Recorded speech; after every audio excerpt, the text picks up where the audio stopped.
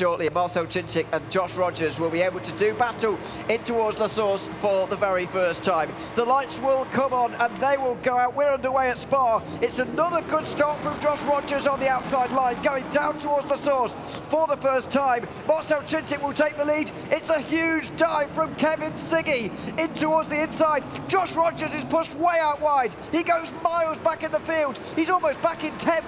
Out of the first corner of this race with 3 wide towards Eau Rouge. Yeah, that was quite the send there from Kevin Siggy, who's just got into the rear end, though, of Nikodem Wisniewski, and it's caused a monumental crash at the top of Raidillon. Wisniewski's round, he's out, he's done for the day, he's done for the weekend, and done for the season. Yeah, he'll be finishing 15th in the standings, I think, based on what we've seen so far. Defensive on the way up towards Le Combe as well is Kevin Siggy, as Max Benecke tries to go round the outside. He's got the inside for the second pot. Siggy won't give in. Side by side between the two through Malmedy.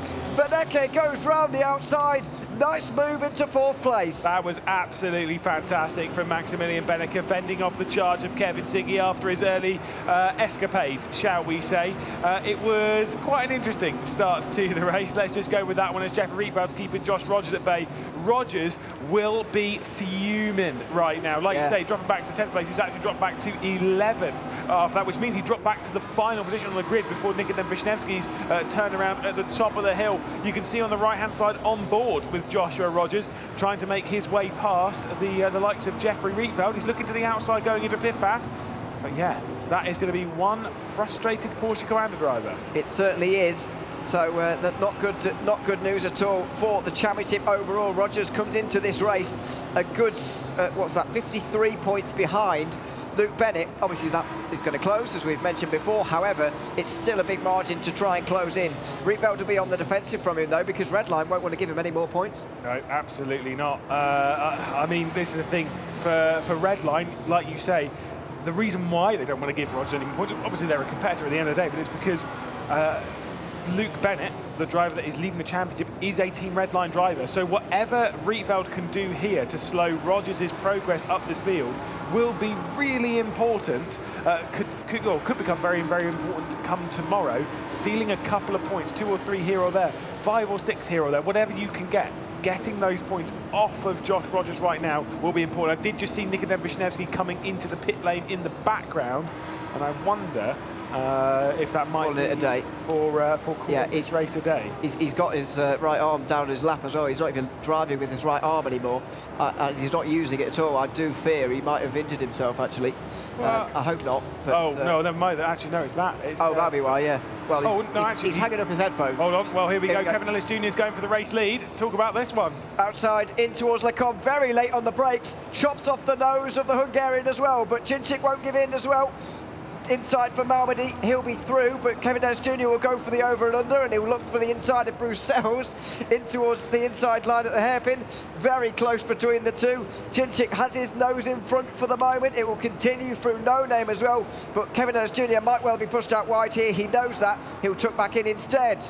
Well, there on the right-hand side is Nikodem Wisniewski, but on the left-hand side is the battle for the race lead. Kevin Ellis Jr. just about taking it over and heading up towards the front for the Apex Racing team. Wisniewski communicates with Kuba Brzezinski. I'm sure it's potentially in relation to his shoulder. He's had a fantastic day, showing some great speed, but unfortunately that was not what he wanted. So Kevin Ellis Jr., this could be really, really big for the Apex Racing team. Heads to the front of the field ahead of Czincik and ahead of Thoman. And further behind, Kevin Siggy is ahead of Max Benecke. So in that battle, Moritz Lerner can go through and make sure that he doesn't have to have a tense final race if he gets top 5 in this one. He's currently in 6th, as you can see, so he's very close to achieving that. Yuri Thoman needs a top 2 to be confirmed into the major tomorrow as well. So that's very close for him all at the same time. Kevin Ellis Jr. needs a podium to kind of get out of the what's it called? Below the line. Get out from below the line at the moment. Yeah, so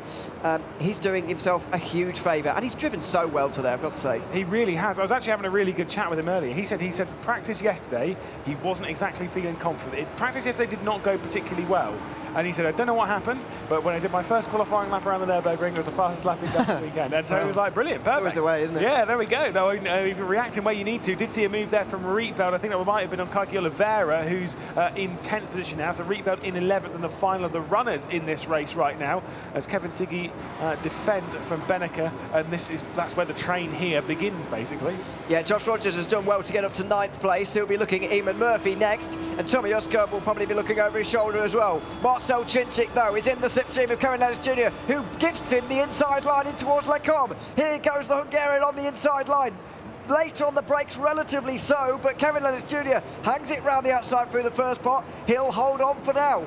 Yeah, that was a good bit of defence. I mean, yeah, gave him the inside line, but pinched him a little bit, kept him really, really tight to the inside, then drove out. There's a drama in the background, though. Kevin Siggy has had an issue with Maximilian Beneke, and it continues all the way down to the Rivage, and they head over. It was Eamon Murphy and all of that. This is absolute chaos. Carnage. Both red lines are involved. That was rude from Kevin Siggy. Max Beneke off the road, and he knows that was, well, not nice. Shakes his head as well. Kevin Siggy's already got a not a drive-through, sorry, a speed limit penalty, a bit of a slowdown, so he will surely be struggling now in terms of picking up any point from this race, you would imagine. Jeffrey Rietveld trying to do his best to help since he is out of the competition at the moment. That was complete carnage, though, and that was a prime example of tensions boiling over. Yeah, this is what we were saying. We started out with, earlier on in the day, with everything being fairly calm. We didn't have too much drama, and as the races have gone on and on and on, as we're getting closer to the end, for some of these drivers, like you say, tensions are rising and rising. There is a look at Kevin Siggy in the distance, shaking his head, communicating with the team.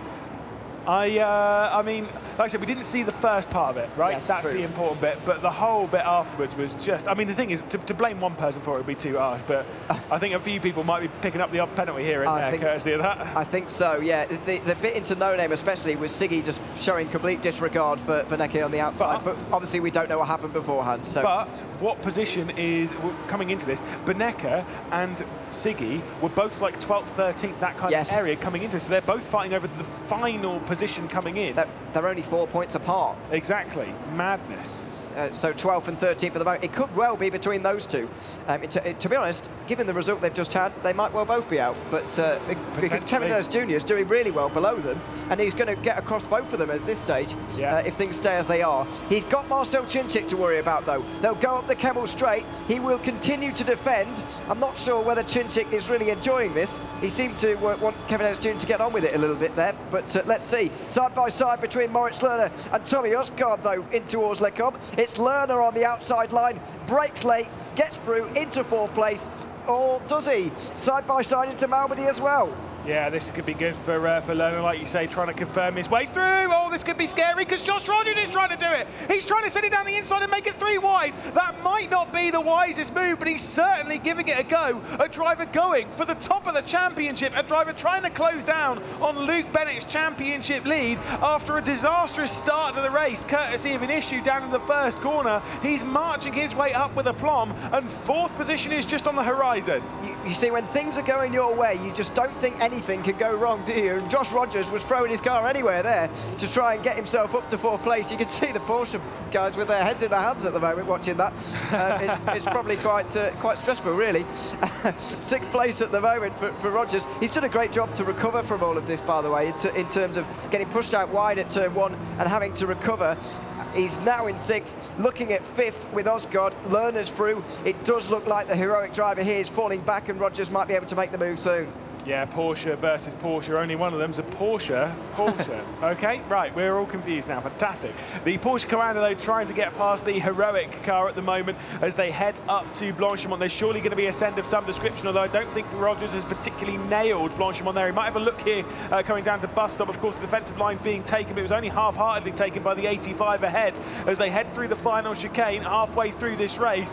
Is there going to be a look going into La Source? There's just 3 laps left to go for Rogers to potentially get his way into 4th position and score what will be crucial points to try and charge his way back down to Bennett. This is quite a group, isn't it?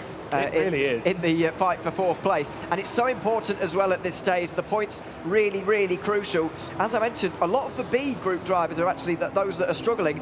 And you can see two of them, Benecke and Siggy, right at the bottom. So in terms of that, it is important to note. Chinchik is as close as he's ever been, though, to Kevin Ellis Jr., who continues to pull to the middle of the road and allow Chinchik the choice and then squeeze him as much as possible in towards Lecombe. He'll go late on the brakes, but Chinchik has too much. And now Kevin Ellis Jr. is forced to go for an over and under. What a fantastic move this would be. Inside line at Malmedy. He's going to get caught up on the exit a little bit. Here comes Yuri Toman. He doesn't want to go free wide with his teammate involved. And so it will be down to Ellis Jr. and Chinchik to continue out through the middle sector. It's the Apex driver who holds on for now. Just about, but look, the inside into No Name once again. Chinchik sends in. Oh my goodness, what's happened for Kevin Ellis Jr.? He's been spun round. I'm not 100% sure as to what happened there. He was driving so well. I'm not 100% sure. I can understand that. He'd driven perfectly. What happened? I think it was the absolute lightest bit of contact over the rear end at the wrong point from Marcel Chinchik. I mean, to be fair, I feel bad in both parties on that one, because as much as you'd lean it to be more Marcel Chinchik's fault, that's harsh. I feel so bad for Kevin Ellis Jr. because, as we've said so many times, he's driven the perfect weekend so far, if you like. Well, you said practice didn't go that well for him, but maybe not weekend then. But the race today. The races today, he's been wonderful, really, really good. But that mistake could well define his whole season, unfortunately. It just shows the fine margins in this kind of thing. When everything's so close, that small bit of contact has seen him off, and when the points are this close, I don't know if he's going to be able to recover from that. No, I kind of would tend to agree, because at the moment, with him being in 11th position, he's going to score just a single point. You can kind of see there from the onboard how hot his tyres were after being spun round. That effectively means that it's a done deal, that he'll be finishing in 11th position, dependent on other drama. Of course, for Marcel Chinchik, that's not great for him in his championship challenge, because of course he's second in the championship, and yes, I know he's first now, but I would suspect there might be some looks in from race control. Whether it's because it's his fault or not, I don't know. Again, we only saw it from that one little bit. The contact did look odd to me. Yeah. But you know, again, we've not seen it enough. Let's see if Toman's going to pass his teammate or if he's going to settle for second. He's going to do neither. Settle. Yeah, it's just about to settle, isn't it? He will stay behind. Toman, by the way, will be confirmed advanced in towards day 2 of the major with this result. So will Moritz Lerner at the moment in third place. Marcel Chinchik leading, of course, has been confirmed from the very start here today, and will gain overall in this round 17 points on Luke Bennett. So that's all good news for him, as long as he wins, of course. Josh Rogers is in 5th place, still behind Osgaard and Lerner. That's the battle for 3rd place, which really hasn't calmed down any since that battle and that unfortunate crash with Kevin Ellis Jr. Yeah, Rogers is just trying to get past one of his old teammates in Tommy Osgaard. Of course, Osgaard being an ex-Coanda driver, ex-Porsche Coanda driver, as he's trying to work his way through. As we'll take a look on this replay. Okay, so this is earlier. This is earlier indeed. This is everything that happened with Kevin Siggy. So I'll say, I think it's Benecke that kind of comes out into Siggy there. And then this whole squeeze, I think that might have been Moritz Lerner moving a little bit over. And at this point, everyone's lost their head, because everyone's... It's red mist o'clock, ladies and gents. It is. Red mist from Redline a little bit, and there's Kevin Siggy. Complete squeeze there. That was. I guess you can understand it given what's all happened, but you still can't do that. This is where we need the Oprah Winfrey, you get a penalty, you get a penalty, you get a penalty type deal.